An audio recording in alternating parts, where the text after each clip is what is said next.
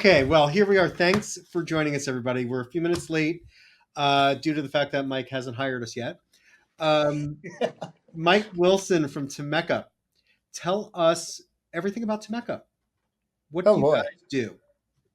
All right. Well, we've been in the retail space for 33 years. Started the company in 1991. So we've done, we started, traditional retail. So we've done from Quicksilver to Hot Topic, van stores to all your traditional stores that you see in line of malls. Never did big box stuff, pretty much small stuff.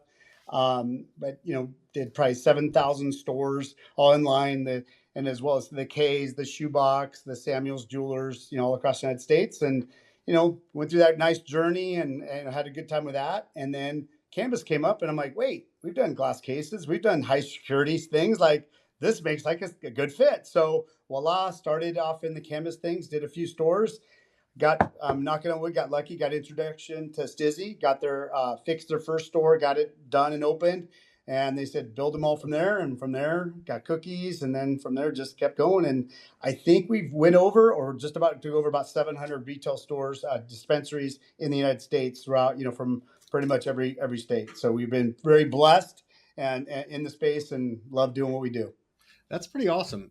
So, on the larger scale, Mhm. clients have very specific needs. They have a brand, they have an identity, they know what they want typically. The smaller shops don't. Yep. On a regular basis, we're being asked about branding. Yes. We Yes. shouldn't be. So, how do you address the needs of the smaller organizations that are just trying to figure it all out?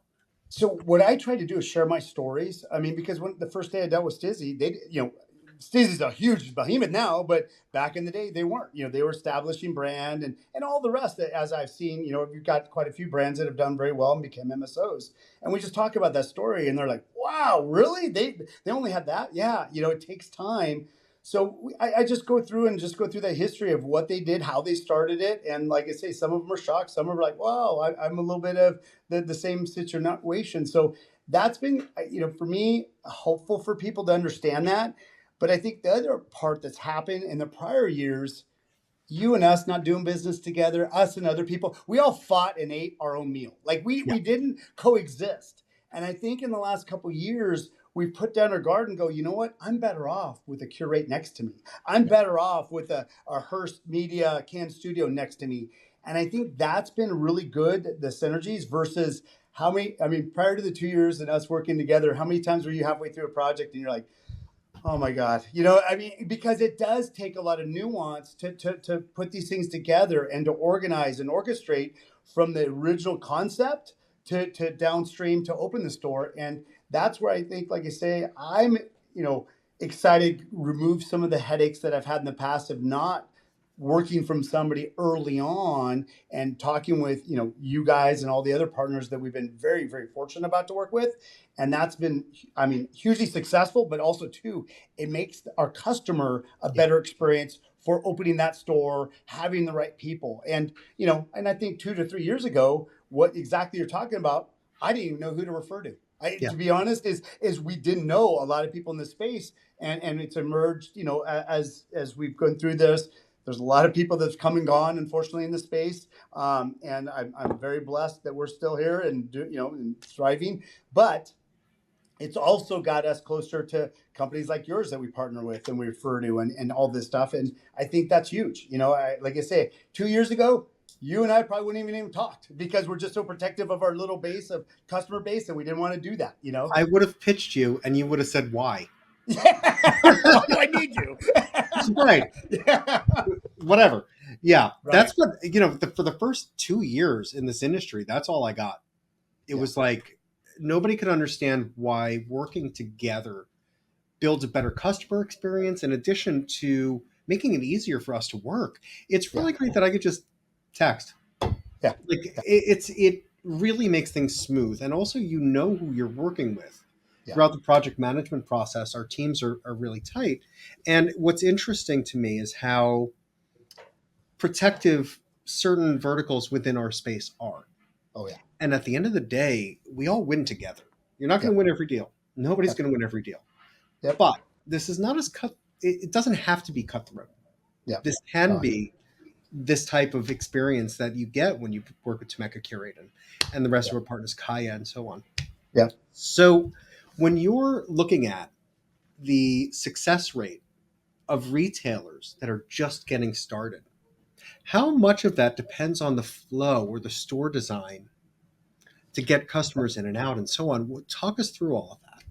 It's a ton, because what people don't think about is that flow and stuff creates how many employees you need and what that overhead cost is. You know what I mean? And some people don't think about that, and that's what we go through is that, you know, conversation about what does that customer experience look like, and what do you want to have that, because the better the Nordstrom experience, you're going to have that one-on-one experience, but that does burden cost. And Right. what does that look like? So we go through that aspect of it, and just curate, like putting the things in the right spot for efficiency, because busy days versus slow days, there's a big difference. And do you keep, how many body counts, how many you do? So just the awareness of that. And that's, unfortunately in the space, there's a lot of emotions, so we try to temper those Mm, emotions and just talk about ROI, what it looks like to get to opening. And a new terminology I've been using lately is, in tech and different, minimal viable product, MVP. yeah, Now I yeah, call it MVS, minimal viable store. What I is the like it. minimal viable store to Like, open to get there? We could always add lipstick and stuff like that, but what are the things you need to be open, compliant, customer experience to the minimal amount? And then we can always add the cool neon signs and all the cool stuff. But what is the best minimal viable store to get open? Then start making money, get to the point. Some people get emotional and they see that other store and they want to be that other store, but right. they don't even know. And what's other challenging is they don't even know their customer base yet. Because once you open the door, you really don't know who's coming in that door. Even though you think you're going to be predictive, you think you're going to be able to do it, then the day it's a nuance of what that customer connection you do and what that customer is going to look like. 100%. The metrics just aren't there. How many Yep. times do you get a floor plan that has 20 tills? That's emotion speaking. That's emotion. You know what I mean? And that's what we Totally. go through. You go through that conversation. Okay, the book of business to have 20 POSs at X amount per customer engagement of this many minutes times this, you could do $482 million. 100%. Those metrics exist.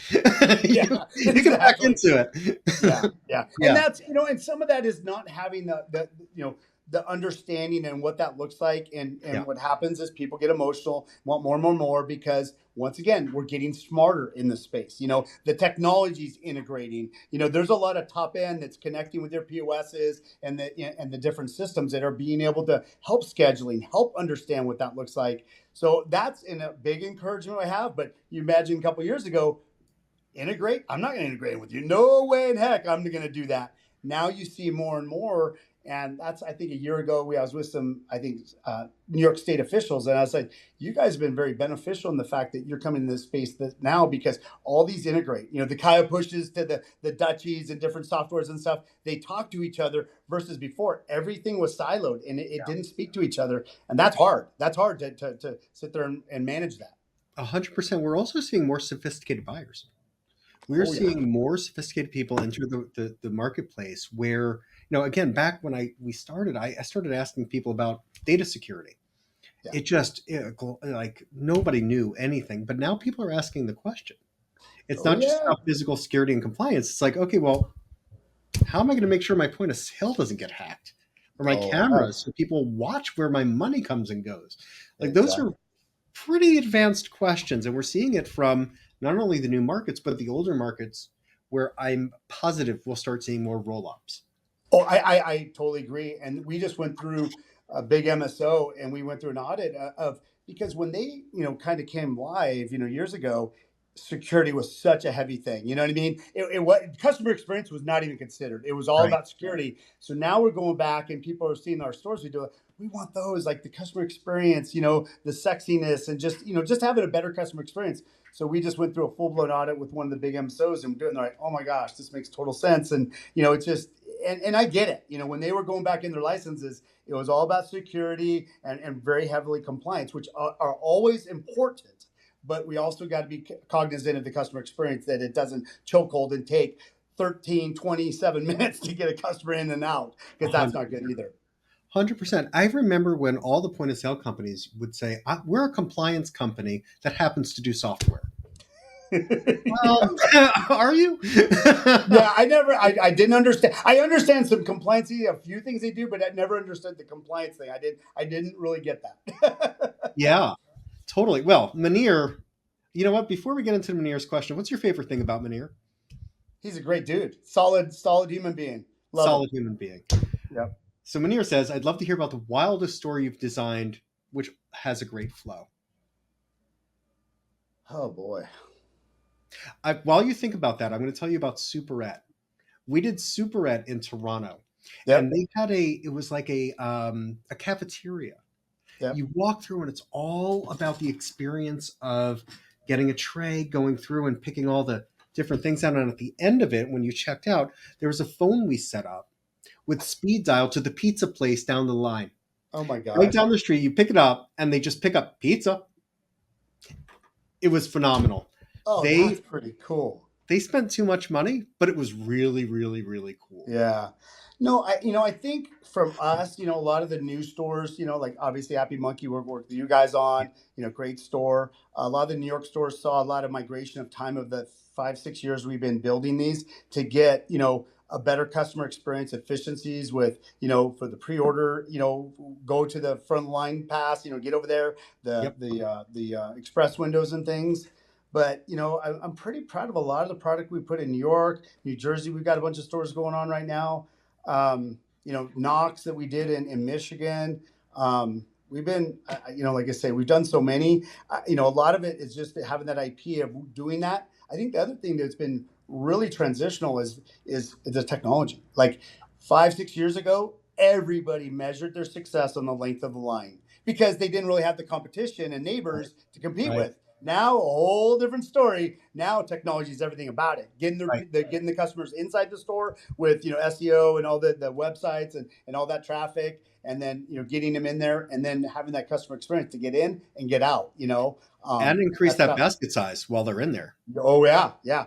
And Is the other challenging part is New York, the SKUs. I mean, I've talked to some people, 600, 800 SKUs, and I get it. You don't know the product, who's going to survive, because it's all this piece. But man, that is a massive amount to manage it's and, too and, and much. get through. It's too You go. much. You But want to be Trader Joe's. yes, You want to have yes, a limited selection of the stuff that's really, really good. yep, yep, It, yep. And it kind of blows my mind when we look at inventory costs. In yes, addition, to the overhead that goes along with each opening, yeah, you then have yep, to buy your inventory. We're yeah, talking about a lot of money. Now, yeah. do you have a metric that you give to new store owners about dollar per square foot to open? Yes, like it depends because that one's a tricky thing because the building itself Mm, can incur so much cost that right. that could be skewed so much. So I get careful when somebody says like, "Okay, let me just tell you, the national average $350 a foot." Asterisk, asterisk, Assuming, asterisk, asterisk, asterisk, because of right. those scenarios, because I don't know ADA, egress, all those different things that can, unfortunately have some big, big impacts. But, I've done stores for, single digits per square foot. Mm, I mean, it's literally, I've done a store open for $60,000, $70,000 as uh-huh. well, turnkey. But once again, it's what is the bones of the building to do it. Oh, I can 100%. easily go through the hard FF&E part of it, tell you that art, but it's that building, and that's where I emphasize so much. If it's not me, somebody like me, get me involved at the very beginning, Yes. because just knowing and having that awareness of what those costs are. The other thing is sometimes the landlord will do it for the rent, and sometimes you got to look at the bottom line is how much money do I have in my business plan, and what is that? What do I have to spend? Is it worth spending the money to get an ADA bathroom or some of these things? Some of those things are negotiable in that or a tenant allowance to be able to do it. And that's like, oh my gosh, I didn't know that, because once again, it's emotional. They want to get signed up real fast, get that location lined up, and get open, but they leave some things on the table, and some of it's unfair, to them, is because these landlords take advantage of them. Unfortunately, I think things are somewhat settling down in New York, I believe, but still challenging. But I do think those are hard times too. But there's also, you know, Shoot, Vlad, I probably went through 80 different locations at Happy Monkey with them. We Yep. literally kicked the tires on all of them, and I'm like, nope, this is the reason why. Or hey, it can work, but that is a lot of money. You know, when you're converting a restaurant Oh to yeah. a retail store, Yeah. oh boy, there's a lot of unknowns, and Have you that's dealt just with banks? We for a hot minute we were converting banks. yeah, That was yeah. a pain in the ass. You can't get Well, into the and wall. the biggest problem with that, and we've done stuff for Stizzy, we've done for Cookies and a few others. The problem you have is people think, oh, the vault. I'm going to repurpose the vault. The vault is stuck right where public can see it. And That's that's right. first and foremost, you don't want to have it. Yeah. And then that big, massive door, liability wise, you don't want to have that doing. So most of the time, we leave the door welded open and we put another, compliant door welded shut with, fob access to get it out because it doesn't work. Yeah. And the placement is horrible. And we were talking about some state regulators of that, and like, oh my God, we didn't even think of that. We thought, God, that would be a great thing to have. No, it's not, because those vaults are typically not placed in a good spot to be in their store. They're not. Yeah. What's really interesting is that there are so many of these little niches that new owners don't think about. For instance, real estate, your contract with the landlord. There are so many little consultancies that can be built up. The only problem is people don't realize the value of it until they're like knee deep in it. It's way too Well, late. and then they go, oh my God, I don't have enough money.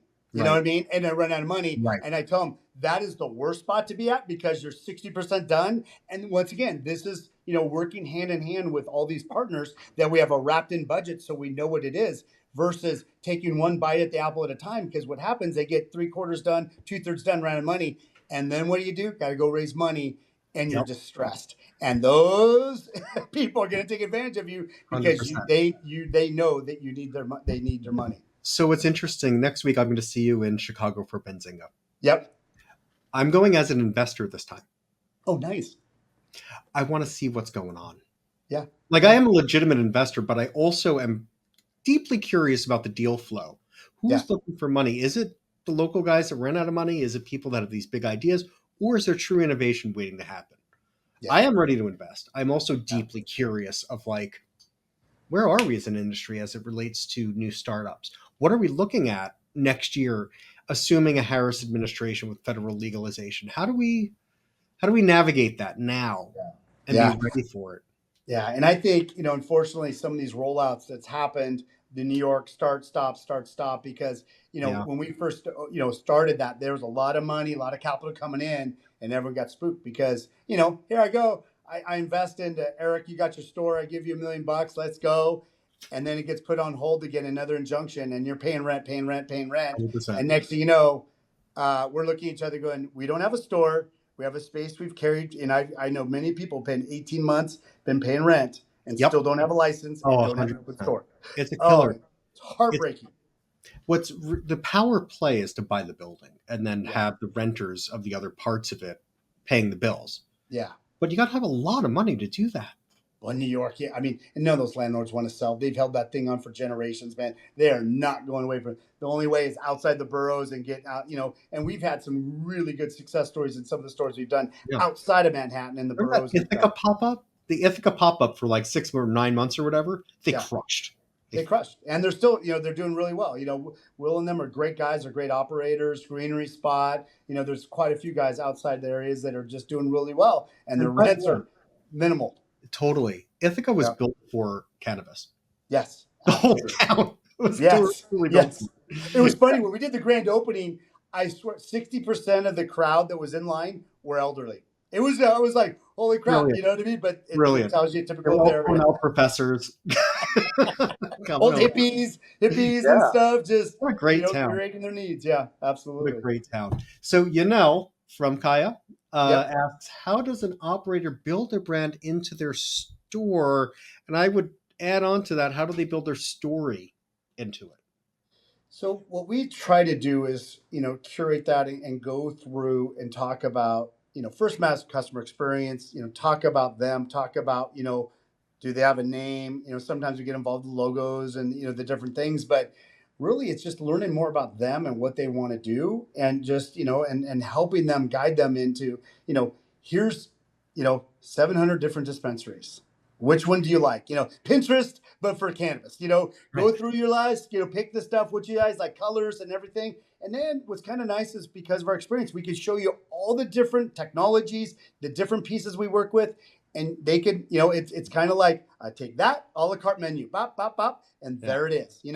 And then the other thing is, the MVS that I was talking about earlier. Yes. What's your budget? And then we, instead of going top line, we go bottoms up. And then we Right. just say, these are the mandatory things you have to do that are going to consume your money. You can't get around these. Yeah. Then these are the plus size. I Yeah. kind of call it like Fixer Upper. Remember when, the Fixer Upper show? It's like, oh, we got a $250,000 budget. Okay, 200 grand, we have to build this. Now, $50,000, how do you want to spend this, this, and this? And here's some options. Here's what it does. And that's what we try to tend to do is look at that experience, look at what we bring to the table, and show them the opportunities and different offerings that can be done for the best ROI that they want to put in their store for their customer. 100%. I think that what the value that you're describing, I really hope that you're communicating that in your sales process, because it's invaluable. You can't put a price on it. Yeah, we don't do that as much as we should. We definitely should be doing that. We just, we want everyone to win. At the end of the day, we want everyone to be successful. We want this to grow. They grow, we grow. I have more of a mentality, and like I say, my customers, I have long-term. I don't want to build one store. I want to build all your stores. I have a long-term thinking of the more I get them successful, the more stores they're going to, need to be built. And, that just tells me that I built a good store. If they're building more stores, and it's a rewarding thing. And also they're successful and do really well. So that's, part of me is just having more of that long-term thinking, that the ROIs there, putting on a good pathway of success. And, it's never predictable, this space. It really isn't. It really isn't. Really not. And I feel so bad for so many people in this space. Yeah. It's brutal. I know it's going to get better, and I think there's a normalization coming, but the ebb and flows of what we're talking about, even in California, Santa Ana had a good little market share. Costa Mesa dumps on unlimited stores. Now within two cities bordering each other, I mean, what is there, over 100 stores? Whatever. It's just insane now. And that just can't predict. Absolutely. You could do everything right. Yes. Everything right with all the best advice and still get fucked. Yeah. And in Santa Ana, you're in a freaking industrial spot. You get to go to Costa Mesa and go in a retail setting. What's better? Your costs are a lot less because you're going from retail to retail. Your parking, your customer experience, everything is better. And that's where I went to, a lot of the stores we did and there we did the Stizzy store off Harbor in Costa Mesa. Walk up, it's beautiful. It's got freaking a massive parking lot in a retail setting. You go in, it's so much better versus industrial settings. You're usually parking behind a gate, a chain link fence behind a gate that used to be some type of yard for the industrial setting. And it's like, and you got to walk all around up front to get to there. And it sucks because, once again, the customer experience, and it's a little more scary because you're parking in the back of the building, walking around the front. It's sketchy as hell. Yeah. And it's not the most, ideal location for a retail store. No, it's certainly not. It reminds me of going to some sketchy guy's house, sit on his couch for an hour, smoke weed, and wonder if somebody's going to break in and steal a stash. You don't know. It's Yep. Absolutely. So, Evan Bliss, my guest from 2 weeks ago, says, what's up, Evan? The best time, Evan's best. When is the best time of the process to engage us all, pre-licensing, after license, state secured, and so on? I'm going to jump in and just say as early as possible. Yeah. Floor plans. Got to see floor plans, and even before that. Yeah. And realistic is square footage. Hey, these are costs. These are what you're going to look at. These are the things, and just give that due diligence checklist of what to be looking at, what's inside that space, to have a better awareness of cost. So, hey, I love the location. Great. Now let's look at the bones of the building to what that looks like. And, speed to market, that's a big thing too. And is this jurisdiction friendly?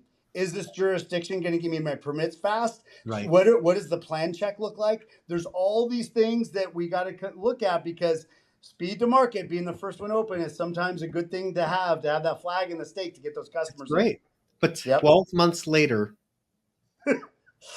you're used to making a lot of money. You're spending a lot of money. Yeah. You're not really treating it like the competitive landscape that it will be when you open. And we always... I get caught in this too. I'm always thinking hopeful and positively that things are going to happen. Of course. And unfortunately, some of these places are not friendly. You know what I mean? And you talk to the first initial people, great. And then I'm not going to name it, but there was a city that we dealt with. The fire department was absolutely, I will do everything I can do to not get you open because I don't like cannabis. Holy shit. Like, where do you go with that? You know what I mean? It's like, whoa, boy. Like, this one's delicate because, do you go to the mayor? Do you have those conversations? Because you damn well know it could be dynamite to go off and just cause 100%. delays.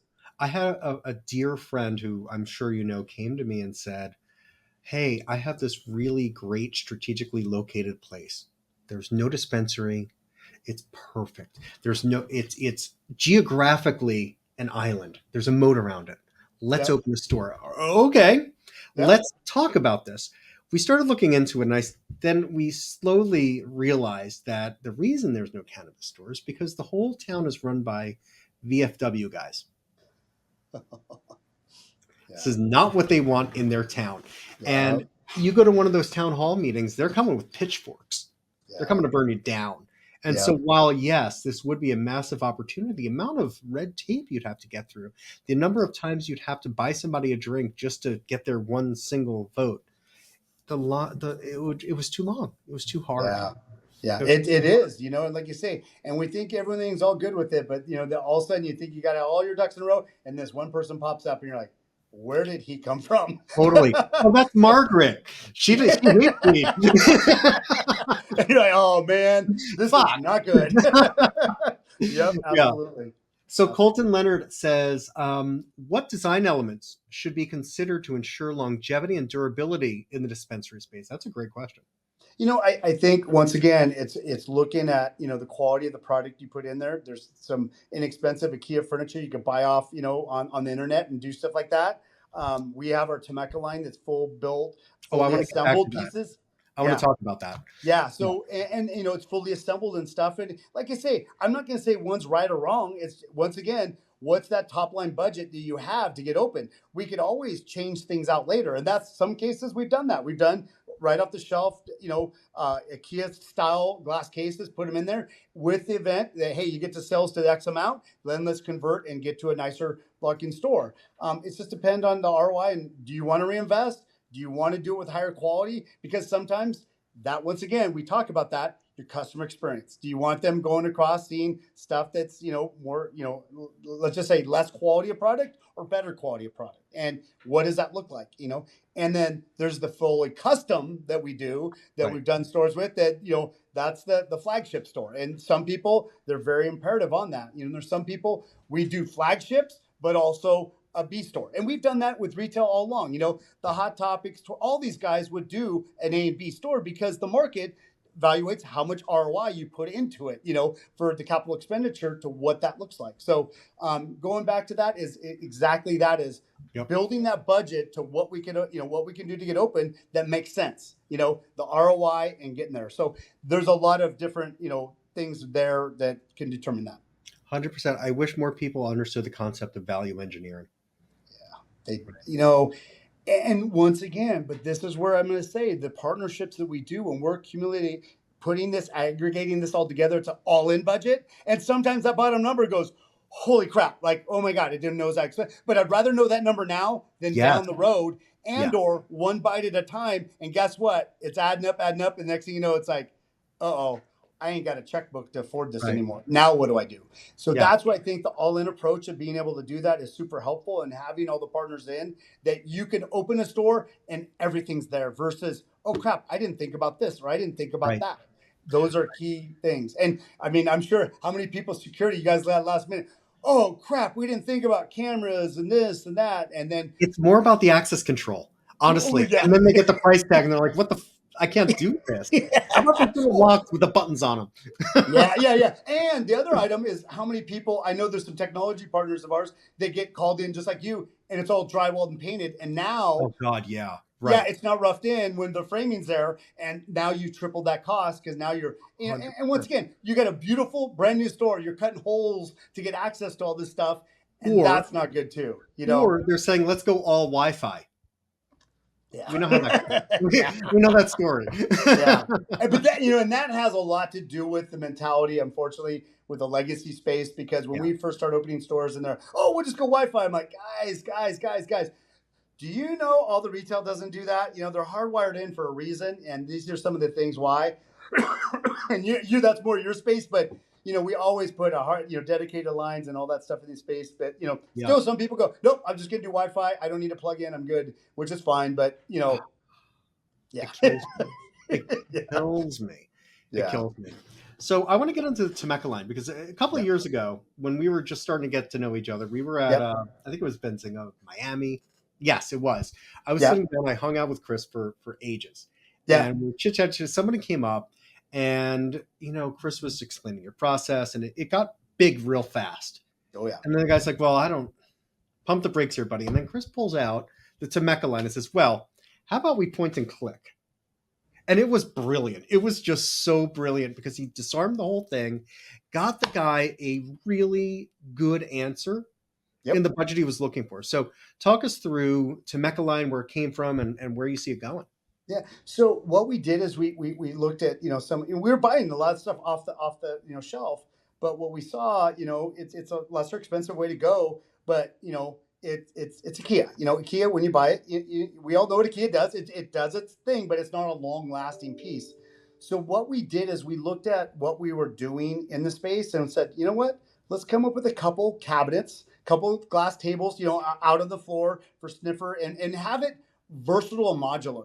So, and where this came from is, let's go back to my jewelry days. Jewelry used to be glass to glass, long, runs of glass and all these diamonds sparkling. And then they start realizing we got to go modular. And that's when we create modular designs. And what we started establishing is, what is the sweet spot opening? Is it 4 foot, 5 foot, 6 foot for your bridal, for your different, necklaces and stuff? And we created that. Well, the good thing about modular, now you could do a corner filler, you could do a wedge and start configuring it and reusing, or being able to purpose and put it any place, if it's a rectangle, if it's square, whatever it is, to put it. And that's what we devised. We created our Temeka line. It's all different components for the glass cases, the POSs, single, double.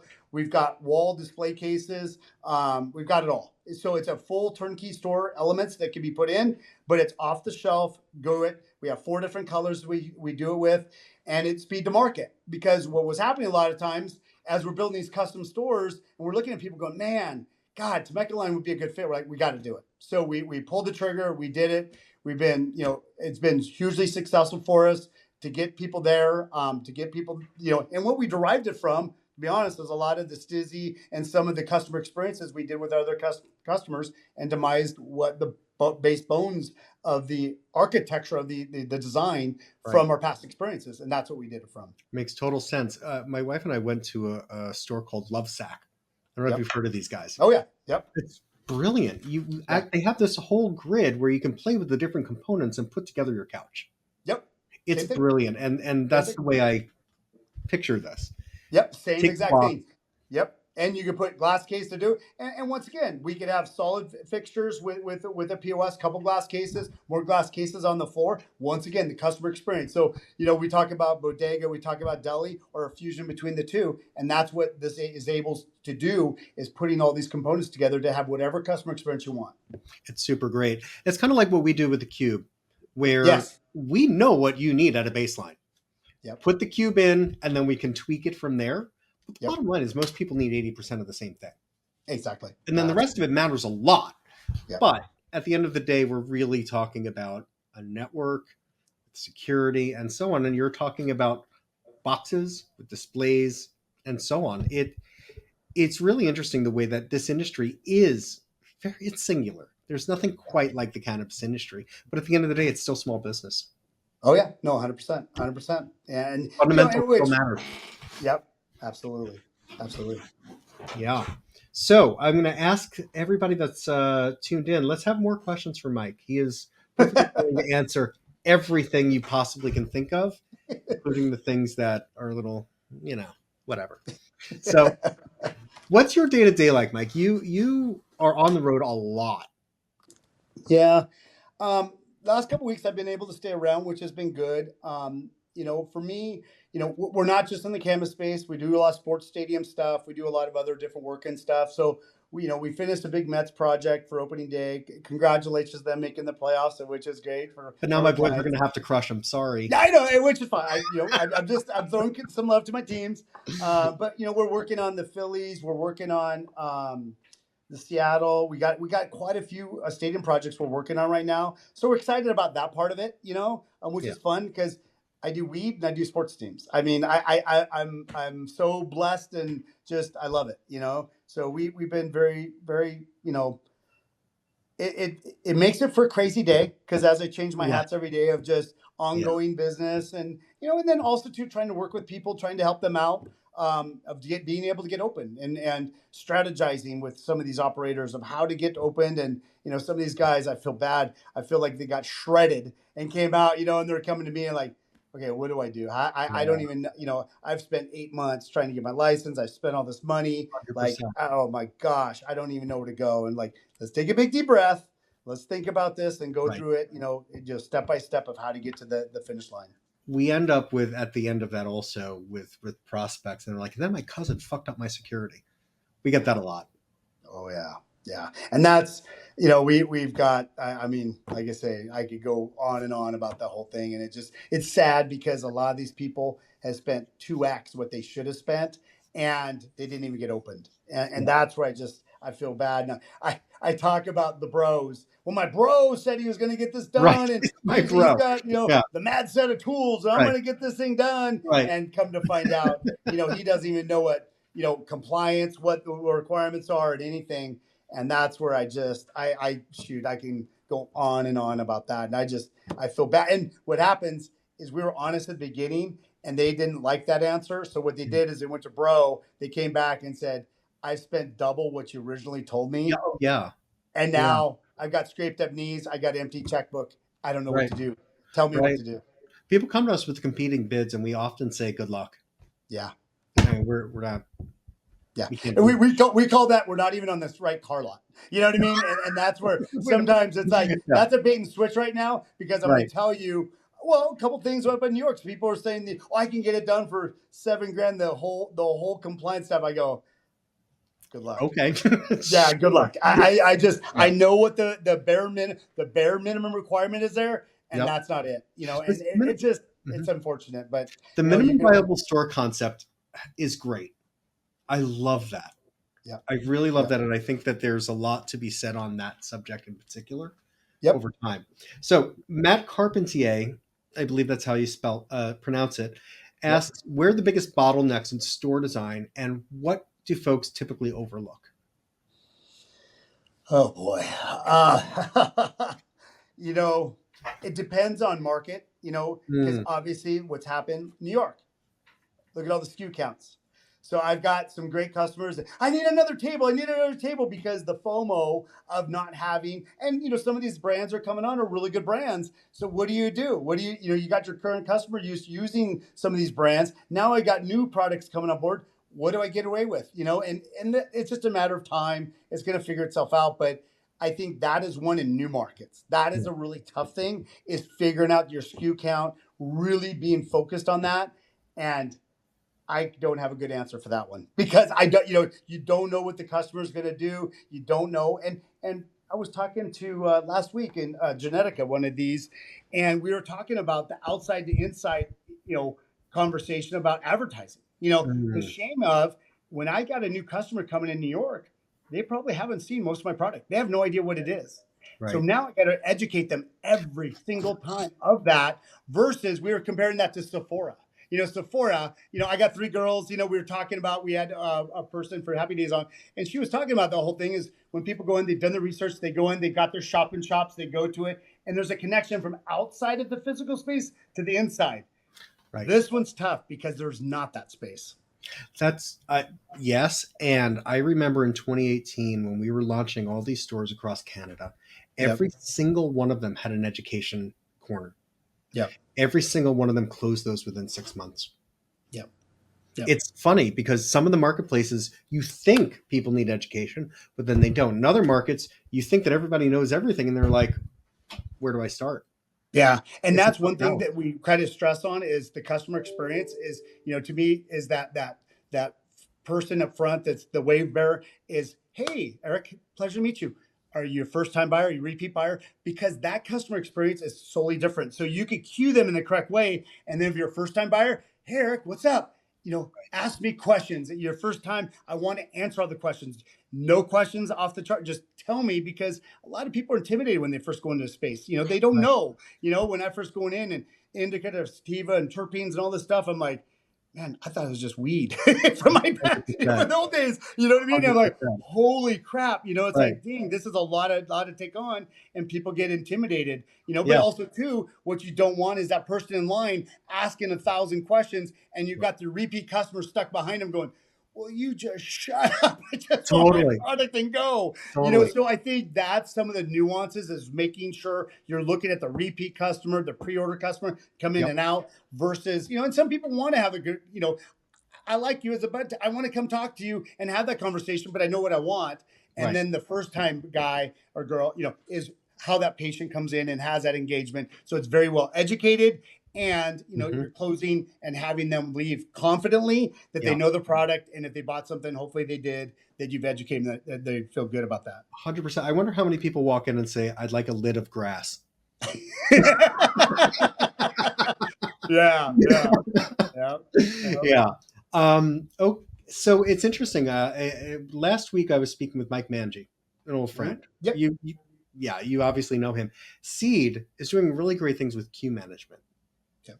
helping people get into the right lane when they enter the retail space. I think we're going to see a lot more of that Yeah, in the we future. definitely do lane control on all that part of it. That's one of the big MSO we did that. We talked about, they've got this long queue line. Well, where do you want the repeat, the VIP customers? Let's go here. Let's go here and talk Totally. about that. And then in emerging lane, if you want technology and you want to go through the technology pieces, that there's a queue line that speaks Right. and resonates with people to go in and go, oh, this makes sense, and go there versus coming in going, I don't even know where to go. I have no idea where to Totally. even start. Or waiting in line like you're at the bank. Give me a place to lounge. Give me Yes. stuff to Yeah. look at. Give me peripherals and your branded swag. Give Abs- me all that shit. Don't make me Absolutely. stand in line.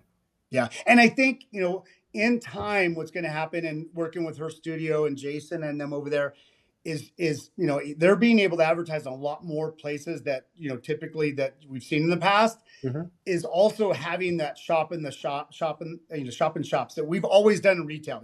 It's always been there. You go to Macy's, you have shop in shops with all the different brands. There's a lot of compliant things and stuff like that. You start seeing more of it. Stizzy's putting some shop in shops and some things. I think in time, once things kind of normalize and figure out with all these SKUs and you get your customers, I think there's going to be a little bit more of that. Obviously, some of the regulations restrict it, but I think in time that customer experience will be more like the Sephora experience, where you walk in, the 15 brands or the 50 brands, you Mhm. have they're highlighted, you know what that is, and you could go there and just and be more normalized experience that your consistent shopping experience Yeah. is right now in traditional retail. 100%. Are people, when they're designing their stores, thinking about activation space, or are they just ignoring that completely and popping up a table? So at first, one at Stizzy, they actually had like a farm to table type thing that they were going to do Mm, that. It never came to fruition just because of some of the things that happened. And we do, there's spaces. I was talking to Tommy Nassa of Knox, and he had some space. What do I do? I go, activation space. That's a great little niche area that you could do that with, or an Instagram moment. It's kind of right. whatever you want to do. But I do think there are some spaces that are good about that, but also too, there's some that only have so much square footage and you can only put so much into it. So what's the best ROI, and what you 100%. do with that? 100%. Colton is back and he says, Yep. what are some key elements or techniques that can enhance customer flow and customer experience? What are the I, basics? I think it's that flag bearer up front and just the greeter, having that customer Mhm. experience. Also having technology where pre-order kiosks, you can go up, pre-order the product and go. Have a nice queue line that's evident. Um, I'll tell you a thing, and this has nothing to do with cannabis, but the Lakers. So we designed the crypto, which used to be the Still Staples. Staples Center back in the Still day. Yeah, Staples. I still Sorry. say Staples. It's hard to say that, but they had their POS right dab stick in the middle of the store. And then with all the retail around, and they're wondering why they're losing sales, the flow and stuff. I mean, why would you put that in the middle of the store? And it's like, Right. hello. So, of course, we go and we do this and do this. And next thing you know, sales are incrementally changing and stuff like that and having those conversations. So I think, like I say, some of it is just the customer flow of making sure the customer flows in and out. You Yep. have pre-order kiosks, you have educational pieces in tables or whatever you like to do. There's different options with that. And then obviously, walk into the queue line and you have good product to look at. Some of the ones we were looking at is kind of interesting. They didn't have the product you could see when you walk up. So you're walking up and they're like, okay, what do you got? Like and that was kind of interesting. This is one of the MSOs that we went through that research with. You walked up and they had a little menu on this little tablet, but to go through there and understand that, we're like, man, we've got to figure that out because we think a glass case up here with some places and or what you as the bud tender want to recommend, but just having that experience of being able to see the product and understand what it is on the floor or not. I think this is the awareness of what the product SKUs are. So, Cool. Mike, what are your parting thoughts for anybody looking to get into this? Obviously, budgeting, massive. Location, massive. What else are people really missing, or should they think about before they put their chips on the table? I think having a holistic approach, not just taking one step at a time, is looking at a holistic approach of what you need to open the store, eyes wide open, and talking about that, building from the ground up budget versus trying to, figure it all out one bite at a time because, you might think it's X, but it could be X times two, or it could be X less something. And just having a realistic budget up front there to be aware of that. And there's some people that go, "Oh my God," and then they start realizing, and they go through the lineups like, "You're right, that's the way it is." And we're turning over a few projects right now, and I'll brag about them later. But we took them over from people, and it was unfortunately in some bad spaces, and we came in and went from took over, got them hauling butt, getting the store done. And and one of the people, they were like, Mike, if there's any way you can get us open by the end of the year, and guess what, we're going to get them open in October. Yeah. And they just they saw the crawl of what was happening, not the lack of sense of urgency. And I think the other item is that people look at one domino at a time. We try to line them all up at a time. And there's some things that can be concurrent at the same time. It's just you got to plan for that and understand what that looks like. And then pre-operation, a month before, start talking to the partners, the Kaya pushes and the different people out there that support the operations going forward as well. Because if you don't do that and you're waiting till opening and then go, oh my God, now I got to get trained, I got to do all this stuff.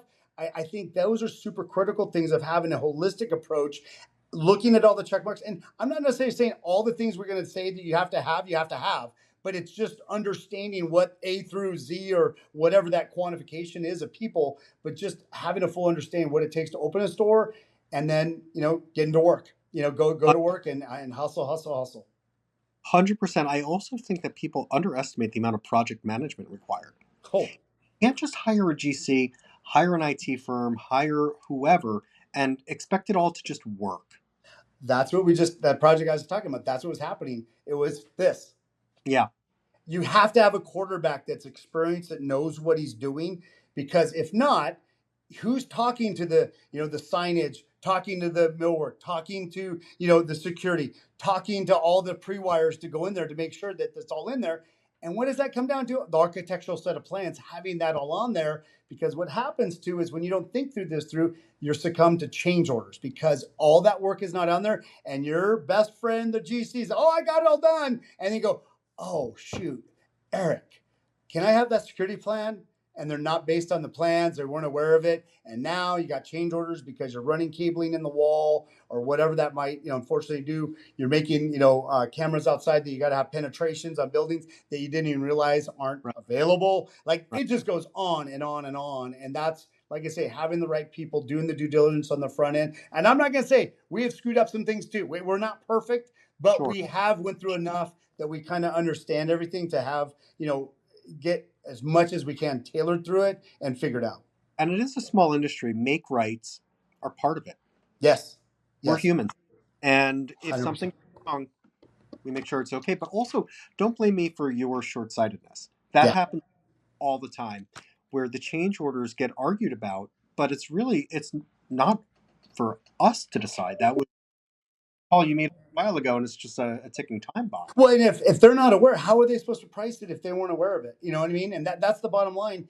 And once again, you have it all in the one basket. You have all your partners in there talking about it, and then Yeah, guess what? Everyone knows aware. Everyone's aware of it, and now we can hold everyone accountable because it's on the set of blueprints, and it's the basics for everything you build upon. And having a good set of documents to go forward with is everything for success. For success of lack of surprises, lack of change orders. that's exactly it. You can't just fix it in post. Doesn't really, No, cost money. yeah. That's Uh, bottom line. Changes afterwards cost money. yeah. We get a lot of emergency jobs where their inspection's coming up or they want to open immediately. And we love those projects because decisions happen fast. Yep. Yep. You don't have time to mess around. Well, and all the conditions are there. You're not Right. built going through figuring out all these conditions and what that nuance looks like. It is what it is. You know what I mean? All the bones are there. You just got to make do and make it happen. And like I say, and those are sometimes easier because you know where everything's at if you haven't put everything together. 100%. Mike, this has been an epic conversation. No, I appreciate it, buddy. As always, appreciate your time and thing. Look forward to seeing you in Chicago. Yeah, same. It's going to be a good time. Yep. All right, man. Take care, All right. man. We'll see you guys. Take care.